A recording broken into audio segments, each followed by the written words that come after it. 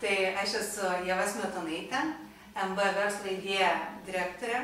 Dar mes geriau žinomi kaip kontraktas.lt ir mes teikiam įvairiausias teisinės paslaugas. Iš tikrųjų, programa man labai patiko, buvo įdomi. Labai daug temų, svarbių verslui temų buvo išvardinta.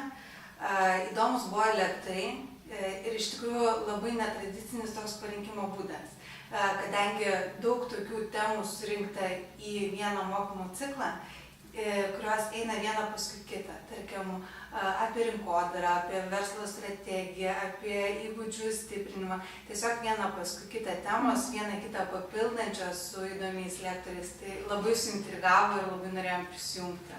Be abejo, kaip ir bet kokie mokymai, jie buvo naudingi. Davė žinių. Mes pažinom su tais pačiais lektoriais. Lektoriai buvo labai stiprios asmenybės, patyrę lektoriai, labai daug praktikos galėjo papasakoti iš savo darbo. Tai vien tik tos praktinės pusės perkėlimas tai jau davė mums naudos. Sužinojom daug naujų dalykų, kai ką pritaikėm savo darbe, savo įmoniai.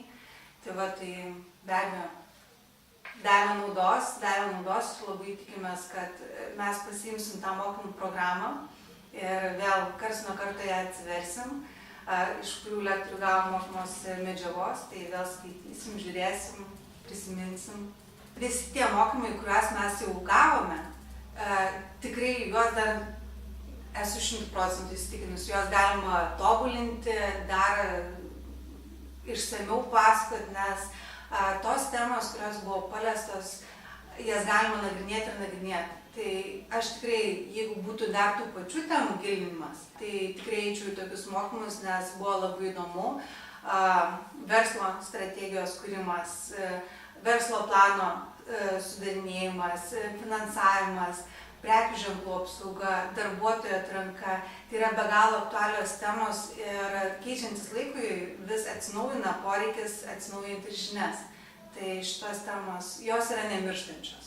Mūsų verslui mes labai norim mokytis, mes labai jauni esam, labai augantis, labai norim prisitaikyti prie rinkos ir tas visas žinias, kurias perduoda jau praktikai, bandom prisitaikyti savo.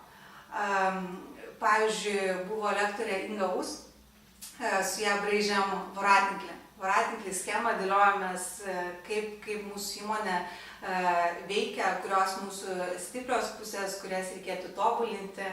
Tai be abejo, mes irgi braižėm, grįžę po darbo savo įmonės schemą, jau dėliojomės šitos dalykus ir prisitaikėm.